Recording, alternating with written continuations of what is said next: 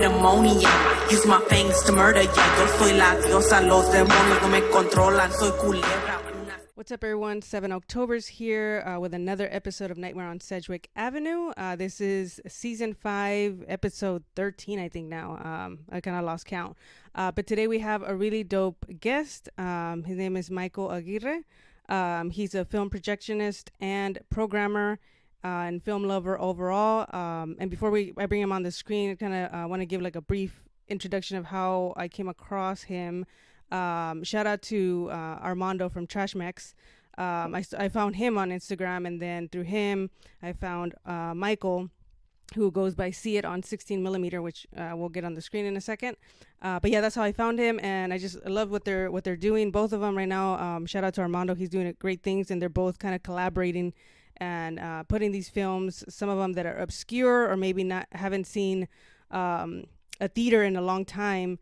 And it's pretty cool to have that kind of put back on the big screen. So without further ado, let me bring him on the screen. Hey, Michael. Oh, that's me. Oh, my bad.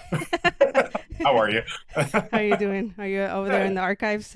Yeah, me just hanging out right here. What's up? Thank you for being on today. And like you said, you've already done a couple interviews, and you probably heard the same question. But for those that, for my listeners who don't know who you are, like, how did you get into, like just fell in love with like cinema, film, and like horror specifically, since that's what my podcast is about? How did all those things happen? All right, I'll start from the beginning. I grew up very conservative Christian in my family. I was not allowed to watch horror films. It was actually to the point where, this is how old I am, I'm dating myself, in the VHS video store. Anytime I would be too afraid to even look at the horror section. I remember being kind of haunted by the imagery of Child's Play on the VHS, where he's with the garden shears cutting the Jack-in-the-Box, and that scared the shit out of me as a kid. And I didn't really get into, I guess, horror until I turned like 19, 20. I started watching horror films.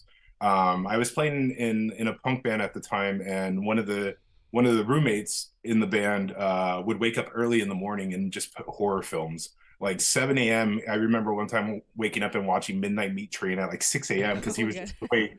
And I started ingesting all of it, and I was going back and watching all these things from like the 80s and 90s I wasn't allowed to watch, and falling in love with all of it. Yeah. So it was amazing to, I was older, so I was able to understand a little bit more, and it didn't really scare me as much. But it eventually led to me, going to screenings and stuff like that. I wasn't into film at the time. Okay. It wasn't until I was about like 25. I'm 34 now. I'm about to be 35. So it's been about a good 10 years where I started chasing film screenings in LA. So I would go to places like, the Arrow or the New Beverly or something to go watch something on film. Mm-hmm. I remember the first time I saw something on film, it was the print was completely red. I think it was Sleepaway Camp, and and I remember watching it being like, why is this red? Like, what's wrong with the picture? And then the realization of that's what happens with film, like especially what's considered Eastman stock, it fades to red. Yeah. Then eventually, like 2 or 3 years later, after running around and seeing all these movies, I started collecting films myself. And my big first purchase was Night of the Living Dead on 16mm, and I think I spent like $700 on it. Oh, wow. And I bought it with the intention of, I'm going to play this in a theater somewhere. Like, that's what I want to do, maybe on my birthday or something like that. And then I eventually stopped for a little bit. I wasn't buying prints as much. And then I was starting to buy prints a little bit before the pandemic. And then the pandemic, I just, everyone kind of lost their jobs and everything like that. And everyone had to think of other ways to kind of entertain themselves and stay busy. And that's when I started to do more backyard screenings at my house. And I would have people over, do double features, and we were all socially distanced. And I invited Trevor Dillon from the Frida Cinema, and he came over to my house. We watched the double feature of Death Wish and Rolling Thunder on 16 in my backyard. And he asked me, he's like, would you want to do this at the theater, something like this? And didn't really think much of it. I was already doing it in my backyard and was super fulfilled with it. Yeah. But I was like, yeah, sure, why not? And we started off doing what was a member screening, so you had to be a member to go see it, Mm-hmm. of the theater at the Frida, and I showed the Funhouse on 16 millimeter. Like Nice. probably 24 people showed up. It's Yeah. cool, but ever since then, I was kind of hooked of being like, this is something I want to continue doing, and this is something that was bringing a lot of joy to people because there's no, and for those that don't know, outside of LA there's not really much theaters that do film projection and or offer film. Mm-hmm. So like right now, doing film at the Frida Cinema, it is now the only theater in Orange County that shows film. Wow. You cannot get it anywhere else. And for me, I was tired of going to LA all the time to have to go see movies, and I know there was Yeah. other people feeling the same way too. So it was kind of like, let me try this out. I know there is a void that needs to be filled, and I'm capable of possibly doing that. So I Yeah. started doing shows, and they just kind of picked up steam from there. Like Yeah. before then, I never used Instagram. I've only had Instagram for a year. Oh wow. So it's been stuff like that. Like I never really used computers much. I'm more of like an analog type of person. Like I used to Yeah. record collector also. Okay. So it's so yeah, it just kind of transferred over doing that, and here I am today. I'm almost 2 years into this, doing screenings and stuff, and everything keeps getting bigger and bigger. And like these companies that I used to buy films, movies from, like Severin and everything, they're like, I'm working doing events where Severin is there now, Yeah, I saw that. It's dope. and like it's amazing. Like even like the Rendezvous crew, like I used to listen to their segment on the Severin Films podcast like all the time. That was my favorite. I used to Yeah. fast forward to listen to DJ Alfonso do his set, and then I would go back and listen to the actual podcast. Yeah. But now me and Alfonso are friends, and we do events together and everything. So like I never imagined in a million years being able to, be side by side by these people I looked up to. Yeah, no, that's awesome. And like I said, obviously we like thank you for like the film community. I'm pretty sure appreciates what you're doing because, like I said, some of these films, either one haven't seen the light of day in a long time, or some people don't even know about them. So it's cool that you're kind of preserving that type of art. And then kind of to bring it back to those who might not be familiar with like film, because you kind of went on as far as like how you started buying films and investing in it. But how did you like? What made you want to be like? Did you buy like a projector first? Did you buy films first? Like how did all that, what is the order to that? Like how do you even know like, oh, I'm going to start collecting this? I did it ass backwards, to be honest. I just bought the films Yeah. assuming that theaters still had projectors, and Okay. I could just walk up and be like, "Hey, like, here's the film. I want to play it." But Yeah. that's not the case. And that's what I was realizing is that a lot of these theaters aren't even equipped for film projection anymore. Everything has since Yeah. 2015, since everything converted to digital. No, no, most of these projectors were tossed to the curb, to be completely honest, because they Wow. heard that studios weren't going to issue 35 prints anymore. So Hmm. for me, I assumed, being ignorant at the time and not understanding completely, Yeah. um, that I could just buy a print and walk into a theater being like, I want to play this. Maybe I can rent the theater and do this. And it's like, no, that's not how it works. So I the last few years, me and my best friend Ed Herrera, Hmm. we have been working on projector restorations in Burbank area. Okay. Since then, I've kind of noticed an importance to preserving projectors more than film. There is a bunch of Okay. people that are doing film preservation and collect film and everything like that, but no one knows how to work on projectors, and no Mm. one knows. So it's like you can have the film, but like if you have no projectors to play it on, Yeah, then film is kind of useless. that's And true. for us, we're both in our mid 30s, and a lot of the people that know how to work on these projectors and stuff, they are sadly aging and passing Hmm. away, Yeah. and this is not something that you can go to school for, or Okay. or Yeah. or Yeah. you can take a class out of college for. Like this is hand over hand hours with someone that knows how to do it. And luckily, who we've been apprenticing is a very well known projectionist, and Uh-huh. he's in his 90s now. He's Oh wow. sadly, he doesn't have as much life as we hopefully have left. So Yeah.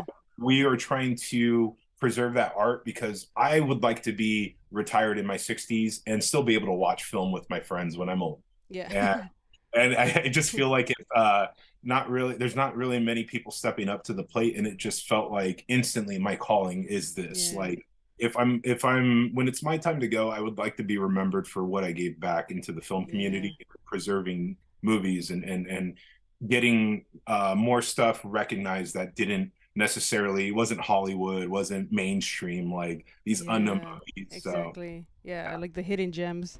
Yeah, it's yeah. pretty dope. And where do you find these films? Like, do you have a specific place where you go and buy these, or you kind of just go and search different spots? If you can So give away. this is what I tell everyone, because here's a little peek behind the curtain. Uh-huh. It is these films are extremely rare, especially on 16 millimeter. Mm-hmm. Just a quick history, like 35 millimeter prints of movies were printed to go to theaters. So they printed some of them in thousands of prints went out to go play all these screens. Mm-hmm. And 16 millimeters, so like we'll just say guess, like, so for every 1,000 print of 35, there was probably like 100 or 200 of Oh 16. wow. Okay. So these prints are even more scarce than 35. Yeah. And so like whenever there's the opportunity to get my hands on something a little bit more harder to find, it's like, yeah, why not go and play this in multiple cities? Like, this is probably the only chance that people are going to be able to see this movie on this format ever in their lives. And Yeah. it just that has been motivating for me. And but like obtaining the films, Yeah. here is what the sad truth for everything is: you have to network with people, you have to be nice with people, you have to build relationships with people.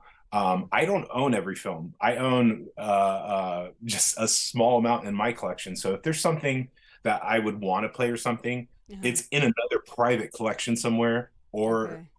or another collector has it. And luckily, I've gained enough trust and I guess friendships in the film community that people are now loaning and renting their prints to me, Mm-hmm. knowing that they see what I do, they know how professional I am with the prints, and then the fact that we maintain our own projectors and everything, and we Yeah. actually fix other people's projectors. There's an amount of trust of like, oh, you're not going to screw up my print. Yeah. So it's been nice. So like I've been able to get my hands on some rare stuff to screen that's, it's, I don't own it, but like I paid my buddy being like, hey, I'll give you some money, like, can I rent it to go tour this? And they're like, yeah, of course, like I trust you. So it's Yeah. like there's not really, when it comes to 16, there's not really a place you can go that is a rental house. Those don't exist anymore, or Yeah. anything like that. Everything is in private collections at this point, Okay. or it is in an archive somewhere. Okay. Good to know. Yeah. Yeah. um It's a lot of work. I'm not gonna lie. Like, it's a lot of work trying to track down certain prints. Yeah, it kind of reminds you a little bit of like Fahrenheit 451, where they burn all the books and everything, like, and it's just like you just gotta find whatever's left, you know? And then keep in mind too, the studios destroyed a lot of prints. Yeah. There was a thing called bandsaw, where they actually literally, it's a bandsaw to the prints, and Oh wow. they destroy the prints to make sure that they did not get into the collector's hands. Oh wow. Is there a way? I might be like an ignorant question on my end, but is there a way No, to like reverse and like let's say there's a I don't know a film that you would want to convert into 60 millimeter. Is that a possibility or is it not? Like let's say like a more recent movie and you want to convert into 60 millimeter. there is. It's kind of very black market and illegal. Uh, Okay. I have not participated in it, but it does exist, and it does Okay. exist outside of this country. Oh, okay. I was just wondering, like, or like, if let's say some director was like, I want to print, like, like, would they be able to do it? Oh yeah, absolutely. And then they come from so the differences with the prints is like, so an original print, they come from an actual photo negative, Hmm. and then these are actually printed from a digital source. Okay. Yeah. Yeah, yeah. Because I was like, what if it just makes a comeback? You just never know. Look at like vinyls, And it's pricey too. Like, people don't realize how expensive this hobby is. Yeah, Uh, to get a custom print, say if like, you just saw what was in theaters right now. If you just saw like Evil Dead Rise or something. okay, Evil Dead Rise, and then you had like a 4K Blu-ray of it, you could essentially send it off to get it printed to Hmm. film stock. But like that film's probably going to be, depending on length, probably like $1,600 to $1,800 for the Oh entire movie. wow. So like, people don't realize too, they don't realize how hard it is to track these prints down and find them, and to Yeah. get them out of collectors' hands. and then also the price involved with actually buying these. When I paid 700 for Night of the Living Dead, that was a bargain. I Like know. now if that print was to go, if I were to post that around like Halloween time, it'd probably go for like 2 grand. Yeah. Yeah, that's a good find. Yeah. And when was your first like 16 millimeter event, and what how was it? Like, was it how you envisioned it? How did that go? Oh man, I think so. When it wasn't the member only screening at the Frida, we did an first ever public event, and Mm-hmm. it was a I had a TV print of It's a Wonderful Life. So we Okay. played that. We I played that during Christmas time, and ever since that screening, there was people that came in were like, "Oh my God, this is how I remember seeing it as a kid on TV." For those that don't know, back in the day, TV used to run 16 millimeter prints for Okay. broadcast. So one of the prints that they used for TV was what I had, and I screened in the Okay. theater. It was amazing having people come up and being like, "Oh my God, I remember seeing it on TV like that with the scratches and sometimes the little specks and stuff like that." Yeah. And it made me want to keep doing it because I saw the joy that people had from it. Yeah. It unlocked this part of nostalgia, and like film was able to do that. You know what I mean? It was the magic Yeah. of film and everything was able to unlock memories for people, and that was just it warms my heart to be able to see people's reactions like that, and it's what Yeah. drives me to keep doing it. Yeah, that's dope. And what's like your favorite like 60 millimeter film that you've shown so far? Oh God. uh I had a lot of fun. So I actually own it. This is my print. It's a scope agfa film stock of Blazing Saddles. Okay. It was actually owned by Sinatra's at one point. Oh So wow. I was able to obtain that print, and that was probably the most I think I've spent on a print besides Rocky Horror Picture Show. But other than that, it was I love showing that print. That movie is still timeless to this day. Like I can put on Blazing Saddles like once a week and still laugh. Yeah. And like yeah, no, and then like horror movies and stuff too. Like I still keep going back to the original. I know I've been talking to a lot of people. Not a lot of people seem to be like super into the original Night of the Living Dead, and it's one of my favorite movies. It still scares the crap out of me to this day, and Yeah. I think it's very very well made movie, Yeah. especially for the budget they were given. Yeah. My favorite is from the trilogy is like The Day of the Dead is my Oh, favorite. that's a good one. Yeah. I think that was actually the first one. I went backwards. I always go backwards with stuff. Yeah. I'm always like I always start at like three and then work my way down to one. But like I think I saw Day of the Dead first, and then I saw Night, and then I saw Dawn of the Dead, and Dawn just kind of destroyed my world when I saw it. Yeah. It's a perfect movie. And what's like a bucket list like film that you would like to show? Ooh. So I found the print, and the movie's called so it's a revenge flick from 1970s. It's called Uh-huh. The Farmer, and it was a lost Oh. movie. It was a lost movie, and there was something with the rights were tied up and everything, and it just barely got a Blu-ray release this year. Okay. And it was but I actually tracked down a 16 millimeter print in a personal collection on the East Coast. The only other print known to existence is at UCLA. Okay. So, and you also, that print, you have to be a student at UCLA, and you can only watch the print in the booth. The Oh print wow. never leave. So the possibilities of the world actually ever seeing that movie was very slim until the recent like 2 years when a Blu-ray came out. But I was able Okay. to track down a 16 print, and I'm Oh. hoping, hopefully, by the end of the year, I'd be able to thread it up and screen it because this will be the first time it played on film since its release in 1976, 1978.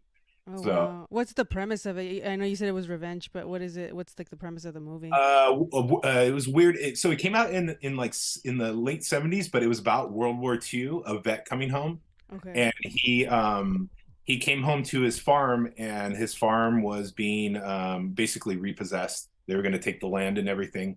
Mm-hmm. Uh, so he needed to come up with $50,000. Um, quick version is there's like a mafia chasing a guy that ends up coming to the guy's farm, and then he ends up saving the guy who went to his farm, and he says, "Well, I'll give you $50,000 if you go get these guys for me." Okay. And that kind of kicks off the movie of like, all right, let me go do these dirty deeds and save my land. And it's a great flick. I I'll can't have wait to check it out. Yeah. Who's in it? Is there anybody like well known, or is it kind of? What's the actors? I forgot the actor's first name. Uh-huh. He's done a few movies, but like I don't think he really did anything past the 80s. Not really any well-known actors or anything in it.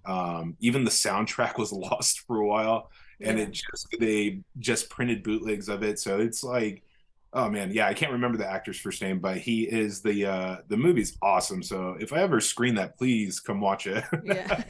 Yeah, I definitely have to check it out. It sounds interesting.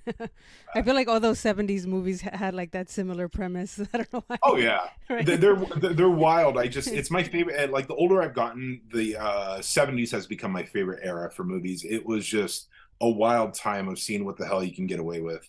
Yeah, I feel like it was before. I think they said something. I remember watching like the Last House on the Left, and I was watching like a documentary or something, and they said that back then like you could get away with certain things, and then that's when I think they came up with like the ratings and all these different things. And I was like, oh shit. But yeah. Because I can tell too, like I noticed we were talking about that with some of the guests that I had like a couple episodes ago, how the 70s horror to me, like I feel like that's the creepiest for me. I don't know why, like something about that, when it's a 70s film, like from The Exorcist, Rosemary's, like all these different films, like Amityville, like that movie I still can't watch a lot because it's like too dark. I just played that in September. I just ran my 16 print of Amityville really? Horror. Yeah, that would have been dope. Yeah, that like always freaked me out, like the pig with the eyes, and it's just like creepy stuff there.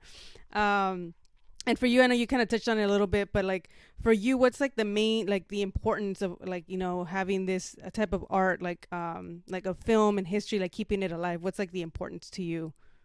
I think again, it's more. This sounds very selfish, but like for me, the priority is I want to be old, and I want to be gray. I want to be retired from work, and I still want to watch films with my friends. I still want to be able to thread up stuff on a projector and watch actual film. And not saying that there's anything wrong with digital. I see the benefits of digital, but for me personally, I rather see scratches and stuff instead of pixelation pops and everything. But ultimately is just to preserve the art form and even just the experience of it, because there is nothing for me, like you've been to the shows, being able to hear the clicking from the projectors and everything like that, like you can't hear that nowadays with the digital stuff. Like literally the digital stuff, you're walking up, hitting play on a machine and you walk away. There's nothing intimate, there is nothing invested in that time with that movie or anything. And I just felt like film is a lot of work. Analog isn't easy to do, but there is a charm to it that I hope to keep alive for generations. And the best way that I can explain it is like it feels like magic. Like literally, this little piece of plastic is filling a screen with the story, and that you're all collectively sharing at that same moment. Like that's magic. Like how can that not be magic to experience that? But no, I hope more people are interested in film and actual film projection in general, because honestly, if people don't show up to attend screenings and stuff like that, then no one's going to keep playing film. No one's going to keep running film. But like, luckily, I've seen kind of a resurgence of people actually like paying attention that it's on film. And like for me, building this little, what they call little cult in the area of people that just follow me around going to the film screenings and stuff, like I hope more people are starting to join the cult and come out to the shows and stuff, because it's you won't get it anywhere else. Like you can't go to any other spot in Orange County and experience film. Like I sadly I'm the only one doing it here, and that's, I just hope to spread it around more. I hope to go to more states to be able to share, and like theaters that want film that don't have film or can't afford it. Like I would love to be able to just come and do my thing and supply that demand. Yeah, that'd be cool. Yeah, it was like my first time, because I went to the one in Frida Cinema, but I don't know if that one was on film. It was Damn, what film was it? It wasn't Cementerio del Terror. It was the other one. Was it Cementerio del Terror? Ladrones de Yeah, Tumbas. Ladrones de Tumbas. Was that That on one film or that no? one was no, that one was VHS. actually a digital restoration, and that was Okay. the first time that restoration ever hit the theater screen. And Okay. like, here's what bums me out Oh about this, wow. about the Mexican genre stuff, is that these restorations have been done for a few couple of years now. There's been Blu-rays out for these from like Vinegar Syndrome and stuff like Yeah, that. yeah. No theaters are booking any of this stuff to hit the big screen. There is That's nothing. crazy. So, like, the restoration for Ladrones de Tumbas, Grave Robbers, Yeah. was has been done for almost 3 years, and it never was booked to play a screen. Uh, That blows me away. And so, like, most of the stuff that I do with Armando, I tried to keep my See It on 16 name out of it. I don't want to confuse people, yeah. but basically they're all digital restorations from the negatives, that are done by, I think Vinegar Syndrome and places like Severin Films, and then like Agfa, who I have right here. Mm-hmm. Agfa does all of the lab work and will make the DCPs and everything. So Okay.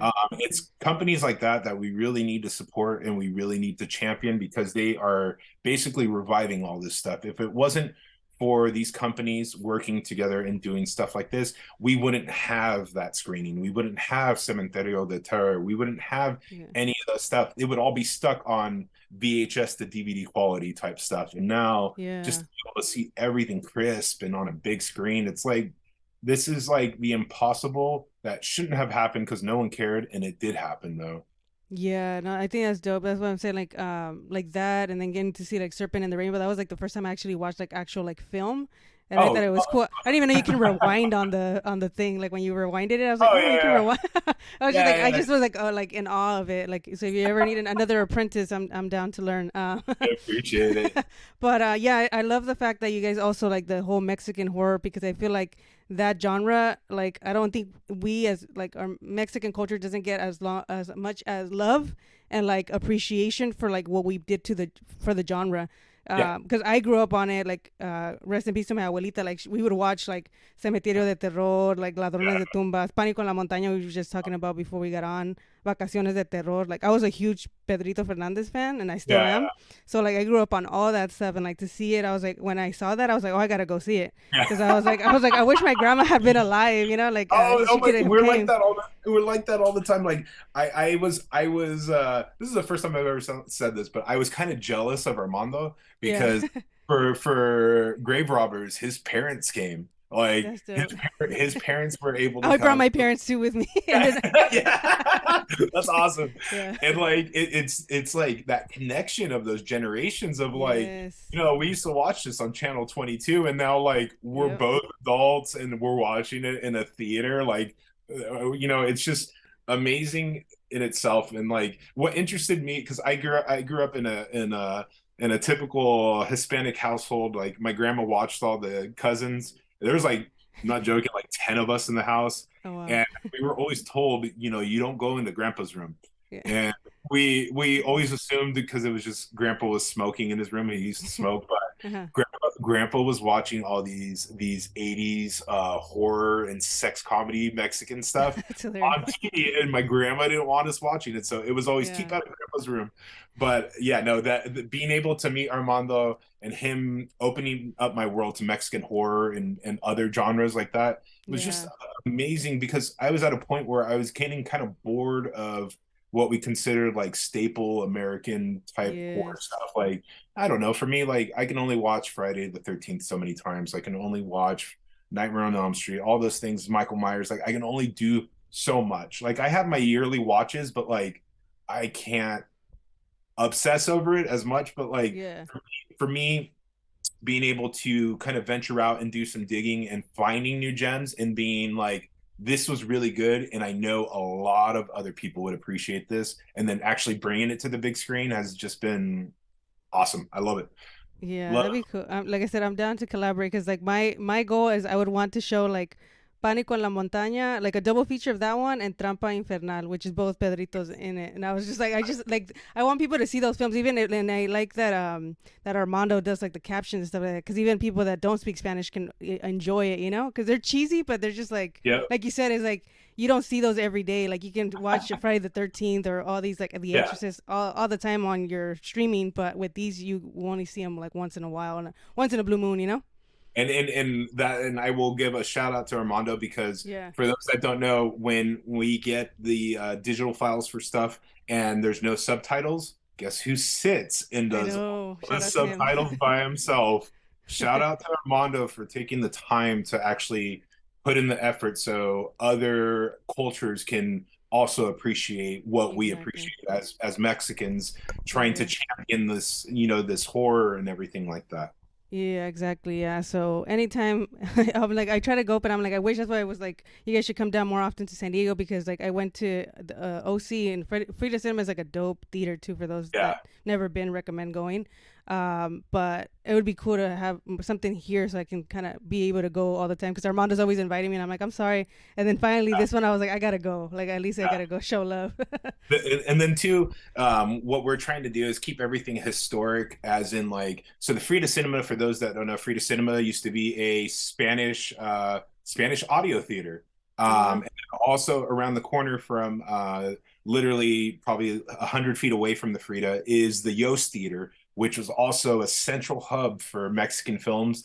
And then around the corner from the Frida, a light down, is a theater called the West Coast Theater, that me and Armando, looking at Armando's flyers and lobby cards and everything like that, we were seeing that was also one of the central hubs for Mexican films during the like 70s, 80s, 90s. So since they're not playing Mexican movies anymore in the area, really, we were just like, there's such a historical aspect to playing something here in downtown Santa Ana that reflects the Mexican community that surrounds it. And it was, we were just like, let's go for it. That's why I sold Armando on it. It was just kind of like, look, there's this history in Santa Ana that revolves around these films, and it would be amazing, because this hasn't happened in like literally a few decades now, where there has been a Mexican production playing on the big screen.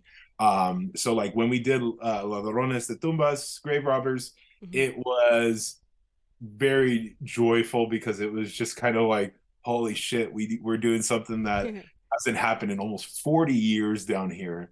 And then even Armando was showing me pictures of Mario Almada signing autographs in front of the Yost Theater and stuff like that. So there's a whole history of these actors actually being in Santa Ana too. Yeah, that's pretty cool. Yeah, and on top of that is like, you guys are like two brown boys too, you know, like that's also too. It's not like it's like somebody else showing Mexican films that are not even Mexican, you know. And then, we're lucky we're two brown boys doing it. But yeah, no, it's awesome. It's like, Armando, when you find someone that matches your energy and your passion and is as driven as you, it's hard to not work with someone like that. And like, Armando doesn't make it easy for me to not want to work with him. So like, we're already planning out, like we have a 3-day Trash Mix Festival coming up in May, from May 19th, 20th, and 21st. We're already planning out the next 2 events for the rest of the year. Like, we haven't even finished this this weekend of films, and we're already like reaching out guests and everything. And we're going to be going to different theaters that also showed Mexican films back in the day, and we're going to be bringing them back to those theaters as like a historical revisit to those times. That's pretty dope. Have you ever guys thought, I forgot what it's called, like the people that do this, it's at the Feliz Theater in I think LA, downtown LA or somewhere, I don't know, because I went to go see 13 Ghosts, and they had like a Q&A, and I forgot who's the people that run this. It's like a little collective. But I was thinking, like, are you guys ever thought of that, or maybe something in the works where you can have like some of the filmmakers or even the actors like do a Q&A after the film? Like, I think that would be dope. So this next event that we have the date locked down. It's in August. I'll share the actual date as we get closer. It's going to be at the Gardena Cinema in Gardena. I've been wanting to check that place out. Yeah, which is actually, anyone listening, if you can visit the Gardena Cinema, please visit it. It is a movie palace. and that's an understatement. It is a very historical theater, over 800 seats, one of the best screens in LA. Check it out if you're ever in town. But we were talking with the owner, Judy, and we already have a date in stone for in August. We are going to be doing a Mexican horror double feature, which is the original movie and then the sequel. And then we will also be having the two actors from it come out and do a Q&A. Let me know. I'll make that one. Absolutely, yeah. So, and then we also, the dream, I guess, for me and Armando that we've always talked about was eventually doing a show at the $1 Million Theater in LA, because that was the big central hub for Mexican films, genre stuff. That's where everybody went. Valentin Trujillo, the Almadas, all of them were all at one point at that theater. That was the central hub for it. It's humongous, thousands of seats. Obviously, we're not obviously check it out. Yeah, obviously we're not going to sell out thousands of seats, but just to be able to bring back those films to that theater would just be killer. That's the dream programming that we're working on, and the person that we have in mind that we're trying to make it a night with this person. We'll do a double feature, and it is one of the most legendary Mexican actors you can imagine. I don't think we can top it if we can land this person. So look out for that. That will be crossing my fingers for you guys. Yeah, thank you. I was like, for my selfish reasons too. Yeah. And you said, you call it a hobby, but like it looks like obviously you do love what you do. Like, do you have a job on the side, and how do you juggle like doing both things? So I juggle very poorly. I honestly am. It's not to stroke my own ego or anything. It's just we only have so much time in a day. For me, I'm a maximalist with my time. So I work in special ed in the mornings. Okay. I do, I guess we consider like management or casework for special ed in the mornings. And then after that, I go to Burbank to help out with restorations and stuff. And then I have all these screenings I do. So you've seen, I've gone like at least 1 or 2 tours a month or multiple stuff. And then for those that don't know, I'm actually in grad school right now. So like, yeah, I basically 2 jobs, screenings, grad school, a home life with my wife and our dogs. And like, I don't have much time these days. And it's kind of, it's a good and a bad thing, because I feel like I'm making great use of my time and I'm very, very productive. But at the same time, I feel like it's impossible for me to have an off switch, which is something that I'm lacking in my life, is learning when to hit the brakes before I burn out. So I haven't burned out yet, and I'm still going. So let's just ride the wave until I crash at this point. What are you going to grad school for? Is it for film or something else? Yes, it is. It's for archival and preservation. So working with the end goal is to hopefully end up in a studio somewhere working on film elements and stuff like that. That's pretty dope. Yeah, unless this screening stuff kind of takes off and I just do this full time, but that's my safety net, is just step into a studio and do film work for a studio. Okay, that's dope. Are you almost done, or you just got started on grad school? This is my last year of my first.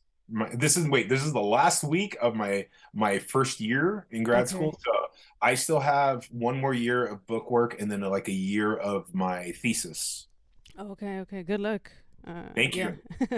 I'm very excited. I'm on honor roll, straight A's. I'm just kind of like, cool. For me, I want to be able to show that us Mexicans can go to school and we can get an education. And like, I'm the first in my entire family of 30 cousins, 10 aunts and uncles to ever graduate from college, let alone go to graduate school. So I'm hoping to pave that way for the rest of my family, or just people in general, to hopefully inspire, being like, this, this dumbass can go to school, you can go to school too.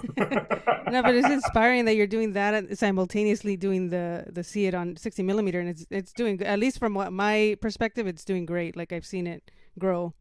I there's a reason I'm still doing it. It's still it's it's nice to preserve, and it's nice to have extra income to buy more films and to do more things and stuff like that, and pay my bills and everything.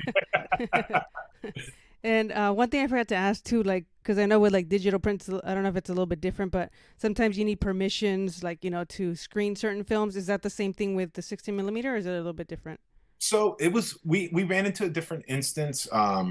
Geez, we were just even with the Night of the Living Dead, I needed to make sure to kind of clear rights before I started taking it on tour. Yeah. And then there was contact with Janus Films. So Janus Films, they did the 4K restoration and everything like that. And contacting them, we found out that they own the rights, the theatrical rights to the digital version, the 35, and all that, but they don't own the rights to the 16 millimeter version. It's public domain. Oh, wow. So that's why I was able to get away with actually advertising it, being like, I'm Nice. playing Night of the Living Dead, and not having to have to pay any royalties or anything at that point. Basically, with what I do is on See It on 16, like you've seen some of these tours, like the Wes Craven, you walked into it not knowing what you were going to watch. By the way, Yeah. what were you thinking you were going to watch, by the way? I actually guessed it. That was one of my guesses. Was Serpent in Okay, the cool, Rainbow. cool, cool. All right, awesome. So like I like the mystery aspect of it, because Yeah. I am basically asking for all of you to trust me with my programming and my taste. And Yeah. you are basically going to come and watch something I think is like, I know you haven't seen this. I know you haven't watched it. Maybe you saw it a long time ago, but I'm going to have you sit and watch it again. Yeah. And for that, I've been able to turn a lot of people on to movies that they necessarily would have never seeked out Yeah. themselves. And yeah, and then that Serpent in the Rainbow was one, I think, honestly, I think it's one of Wes Craven's best movies. I I think it's agree. I It's think it's underrated for sure. thank you. Yeah. There is a whole, it took me a few times watching it to actually understand that there is a political statement with everything happening in Haiti at that time with the Yeah. revolution, in addition to, like, it's not someone showing up with a knife and some claws. It's actual, like, deeper thinking of, like, what happens when we try to go into something we don't completely understand of another culture, or Yeah. these are the repercussions of it.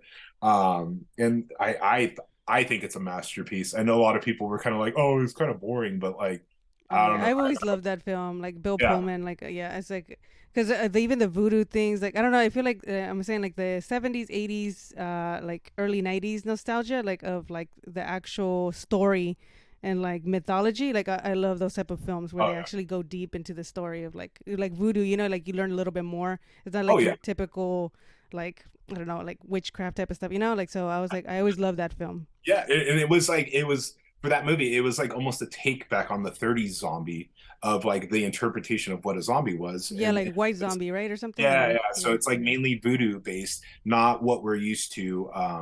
With Romero kind of changing the Mm-hmm. overall of what we interpreted a zombie to be. Zombie. So to see Wes Craven come out in like the late 80s and is like, here's a totally different take of a zombie that you weren't asking for or Yeah. thinking about, and just being like, screw it, I'm doing it. Like, and this is what, 88, 89. So this is like 4 years after Nightmare on Elm Street. So like he's Yeah. he's riding the wave of the success of Nightmare on Elm Street. And it's like there's like three movies during those time that he did. He did Shocker, People Under the Stairs, and Serpent in the Rainbow, that I think a lot of people forget and ignore, because people They get tend to jump, overshadowed. Yeah. they tend to jump from Nightmare on Elm Street to Scream.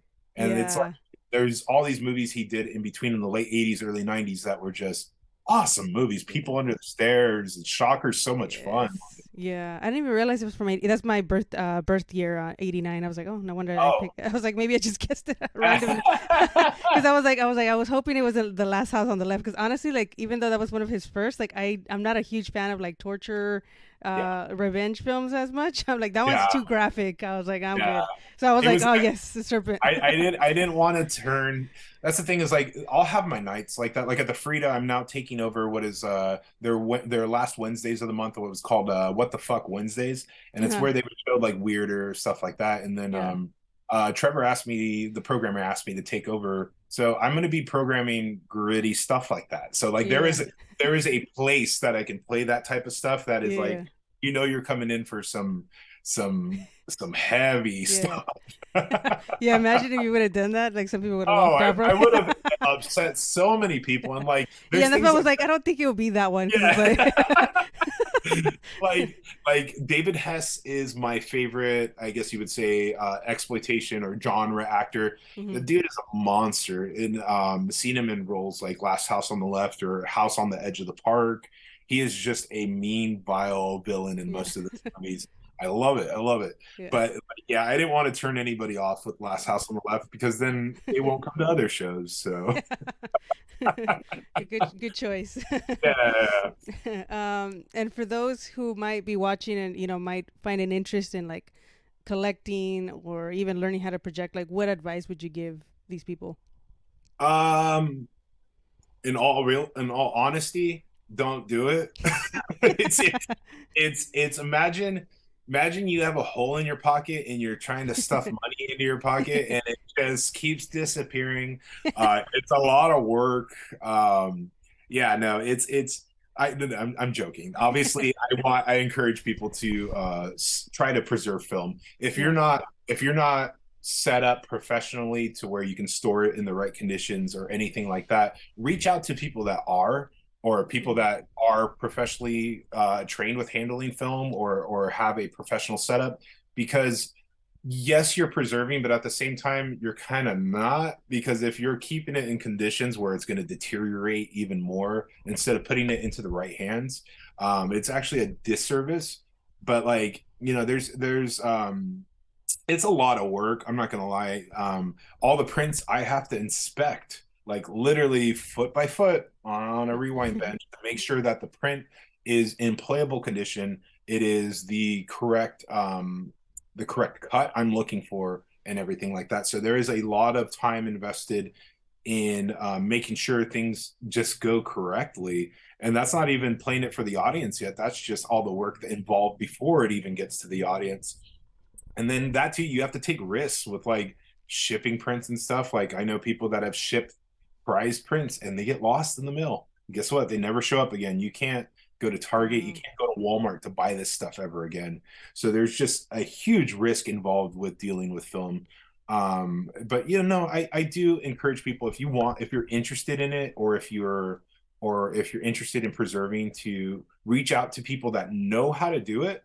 Otherwise you could essentially be doing a disservice if you're attempting stuff and ruining films, that Yeah. it's like, yeah. So but if anyone has any questions or anything, like shoot me a message on, my Instagram's right here.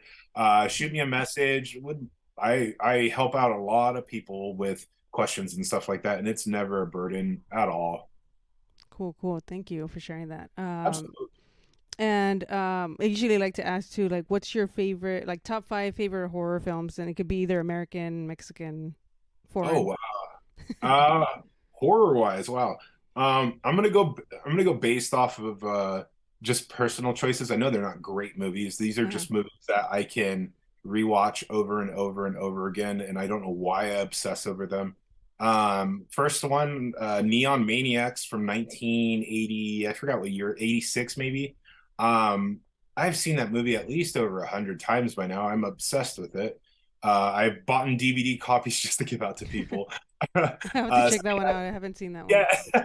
yeah, Neon Maniacs is a very weird horror movie that there's just watch it. I don't know how to explain it to people. Uh It's huh. just one of the movies you watch, and afterwards, after it's done, you just kind of look at the person next to you, and you're just like, "What the fuck did we just watch?" uh and like, so Neon Maniacs, I'm a huge Frank Henenlotter fan, so like obviously stuff like Brain Damage is an amazing movie. The colors in that movie are awesome. Basket Case, Frankenhooker, all those Mhm. movies, I felt like Frank made those movies specifically for me to watch, because he was like, I know what your taste is, I know what you want to see. And horror movie wise, I really, even though it's a very terrible movie, it's very vile. I enjoy the movie House on the Edge of the Park with David Hess. I actually like it a lot more than Last House on the Left. Ruggero Deodato, who did Cannibal Holocaust, actually did. Mm. He Okay. did that right after in the 80s. Great movie. It's more of like a thriller horror, I guess, at that point, of like And then if oh man, let me throw in one recent horror movie that kind of has stuck with me through the years, and it was House of the Devil by Ty West. Oh yeah. House of the Devil by Ty West. When I saw it in 2009 when it came out, what was going on at the time was Hostel, Saw, all these type of torture porn type of movies where Mm. it's people suffering and stuff like that. And then here comes this little indie movie that was made for, I believe, like under $900,000, shot on 16, and it tested me in ways that I haven't been tested in a long time during that era. And I was, waiting for 40 minutes for I know. something I was same here. I was like, to, when is it gonna happen? to happen. Like, but the thing is that when that moment comes at those 40 minutes, well, I think we've all seen House of the Devil at that point. But so when the son pulls out the gun and shoots Greta in the face, that kind of I was starting to get bored with the movie. Yeah. But as soon as that happened, I was like, holy shit, this is what we've been building up to, and it's gonna keep getting worse from here. And you're just kind of like, I call it a hangout horror movie because you're literally hanging out with Jocelyn the entire time. And she is basically charming you this entire time to like, hey, keep looking at the screen. I'm here skipping around this house and investigating. Yeah. Yeah, and I know a lot of people hate that movie because of I don't hate it, but it's like I was like, am I wasting my time? yeah. But then I was And like, I think I appreciated it after a little bit, but it's still not like a favorite of mine. But no, and it was. I still tell people, and this is a very unpopular opinion. I enjoy low budget Ty West movies. I enjoy The Innkeepers. I enjoy. Innkeeper was good. I Yeah, can't believe it took me forever to watch it. I was like, oh, this is a yeah. good movie. Yeah. And then too, think about everything. It's all historical for me when it comes to those movies. It's like think about everything that was happening at that time. All the Paranormal Activity movies, Yeah. everything like that. So everything was jump scares, or everything was like a ghost of some sort. And then you had this movie come out that was like, we're not going to do jump scares. We're going to focus on the auditory experience of it. And then Yeah. most of that movie, the most frightening thing is that it can just be the image of what's her name just sitting there with the mic, and that's what you're not afraid of. You're there listening to the audio to hopefully catch that thing that it kind of spooks you a little bit. And Yeah. just those two movies, what Ty did with those two movies were just against the grain at the time.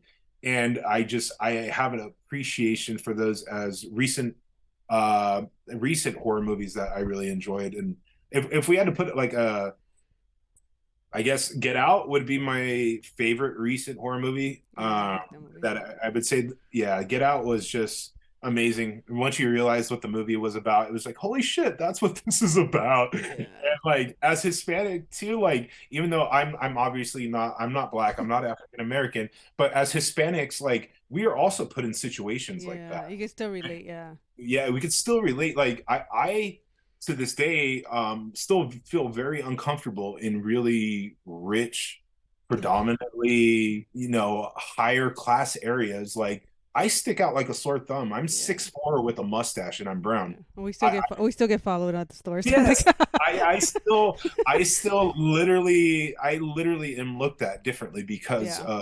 of my appearance. And the thing is, like, I that is a fear of mine. Like that is like something I don't enjoy. That does make me uneasy. Is watching eyes just based on my appearance. And yeah, I used to live in Huntington Beach for almost 10 years, and I love Orange County, but did not feel very welcomed in the area.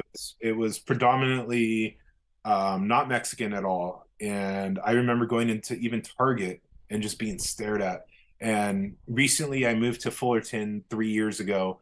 And I remember the first time I went into Target in Fullerton, it was like a melting pot. And it was the first time I ever felt I could walk around and not be stared at, or not be like, oh, who's this big, 6'4" ogre dude, Mexican dude walking around. Like, it was the first time I felt like super comfortable, and I almost cried in Target because I never felt that in almost 10 years living in that area. So like that is an actual thing of mine that I was able to relate with that movie. And yeah, Get Out is fucking frightening. Yeah, there's a I don't know if you've seen also because thanks to like Jordan Peele, I feel like more of those movies came out after him. Like I so there was one called Master. It came out on Prime. I don't know if you saw it with Okay. No, I haven't. what's her name? I always confuse like the actress. Yeah, she's like in Scary Movie. I forget her name. Anna Uh, Faris? No, no, no, no, the no. black girl, the one that's always like that's Ah, like in yeah. the theater, like shut the fuck up, whatever. She was in Peele's other movie, Honk for Jesus, that just came out. Yes, I forget her name. I just blanked out on her Yes. name, but she's in it. She's like the main character, and it's like pretty much about like the like she's like a teacher there, like a professor at this like high class like kind of like a Harvard type of school, and then Yeah. this black girl like ends up getting I think she commits suicide, or supposedly they think she committed suicide, but they show a scene with the where she has like a white roommate, the black girl, and she goes into the room and they're having like a party, and she kind of interrupts the party, and like Uh, they're just like staring at her, and I was uh, like damn, like I could just feel it like through the yeah. screen, because I was like damn, I've been there where you just feel like you don't belong with these people. Yes, yes. So when you Like, were saying that, I'm like, you should watch that movie, because oh that's like man, the vibe. Like it was a good film. I feel like yeah. it wasn't promoted as much, but it was a good film. Oh yeah, no, there's like yeah, no, there's situations I've gone to like breakfasts in Newport Beach before, and being the only Hispanic guy and being the only guy that is literally like almost 6'4", like it is the most uncomfortable feeling I have ever Yeah. experienced in my life. I feel so stuffed, like I feel stuffy thinking about it. I'm just like, oh God, I never want to be there again. But like but yeah, no, it's just like those experiences that people dream of too, like of like, oh man, you were able to have breakfast in Newport Beach on the water. And to me, that it was the one of the worst experiences I've ever had in my life of feeling like an outcast. Yeah, And yeah, these are people's dreams to like eat at places like that. And it's just like, no, like what we're sold and what we're told we should do is not necessarily the dream for everybody. that's And true. and it's not, that's not my dream, and it's Yeah. my dream is something else. Yeah, I feel like yeah, like Jordan Peele like captured it pretty well, and it was Regina Hall who was I was thinking Very about, original. but yeah.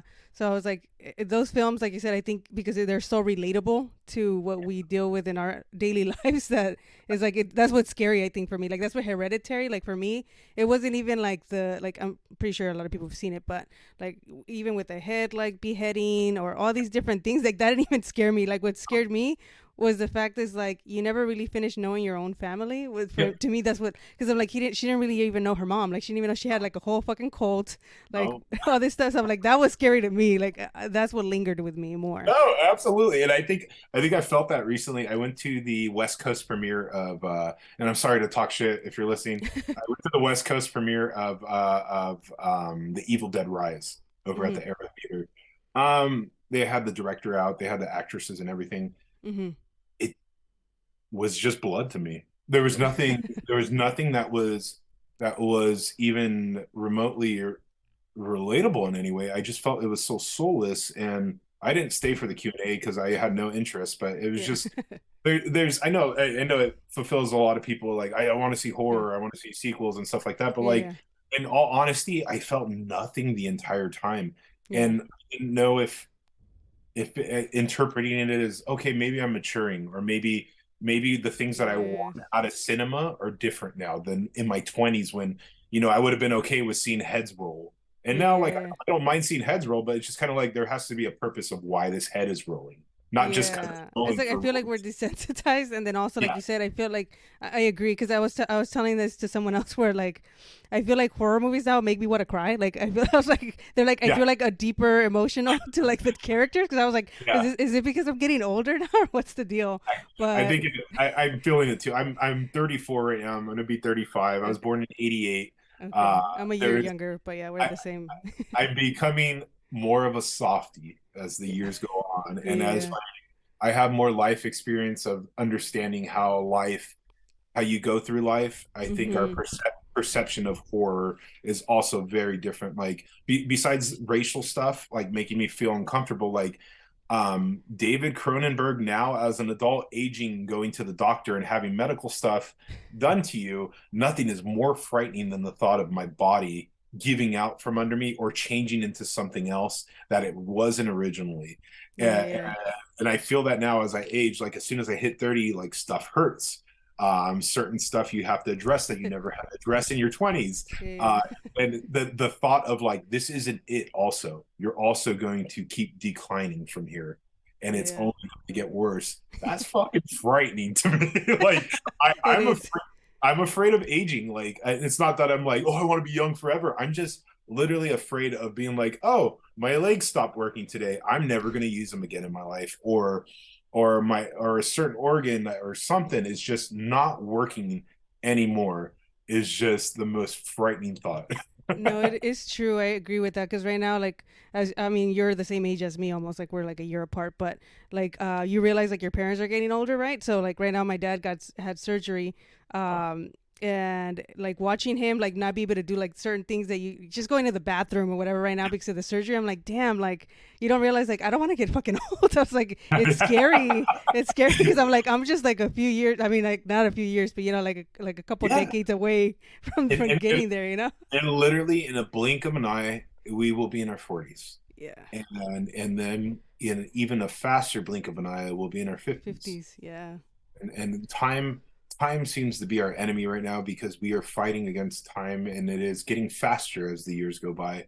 I remember spending summers as a kid where we would be so bored, and when like, when is this day going to end? And now it's, as an adult, I'm like, man, I wish I had a few more hours every day to just be able to do more. Yeah. Yeah, Like I'm I like, that's feel, the real horror movie right here. yeah, it's not having enough time, and literally Yes. time is just is against all of us, and we are just doing what we can with the time we are given. And that's why I think I live my life as a maximalist at this point, is kind of getting, just wringing the towel dry of everything you can before I can't do it anymore, you Yeah. know.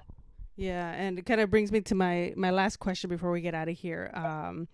What kind of legacy do you want to leave behind? I know you kind of probably touched on it a little bit throughout the interview, but either creatively or personally. um Personally, I would personally, in my personal life, Mm-hmm. I would like to be remembered for being a good husband, and then being there for my wife and my family. I don't have kids or anything yet, so I right now I would like to be, when it's my time to go, I would like to be remembered for, he was nice to everybody he met. He loved everybody he met. Treated everybody equally.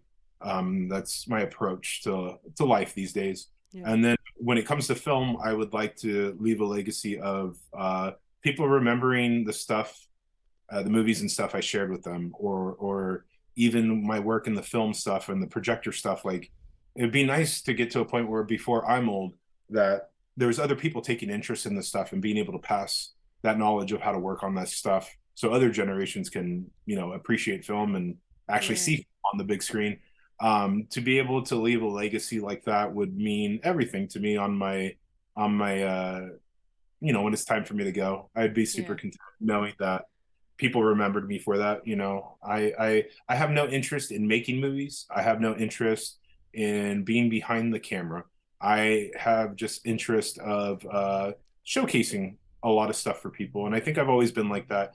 I am very creative, but I'm not the creative type to do it myself. Mm-hmm. Um, I consider myself more of a producer when I come to stuff, as you can see with Okay. trash bags and everything like that. Yeah. So yeah, I that is the legacy I want left, is that I was a good person to everybody, treated everybody fairly, and my impact on film is remembered. Of He was one of the guys that brought film to Orange County, brought film to San Diego, kept stuff alive when no one else was doing it, and this is what I've been dedicating my life to so far. Yeah, that's cool, and like keep doing it. Like I said, you're doing your thing over there, like in OC. Like I said, San Diego. You're going on tour too to other states, right? Yeah, Um, hopefully by the end of the year, start branching out to other states, Nevada, Arizona, places like that. So that's pretty cool. Well, yeah, keep doing it. Like it's inspiring to see you, and shout out to Armando as well, awesome. doing your guys' thing, and thank you for being on today. Absolutely. Thank you for having me. No problem. And then for those listening in, like I said, I have his Instagram right here. I'll put a link in the description as well. If you haven't already, go ahead and follow us both. Subscribe to the YouTube channel, comment, like, all that stuff. It helps us out. And thank you guys. It was good to see you guys. Thank you guys for hanging out with us. Yeah.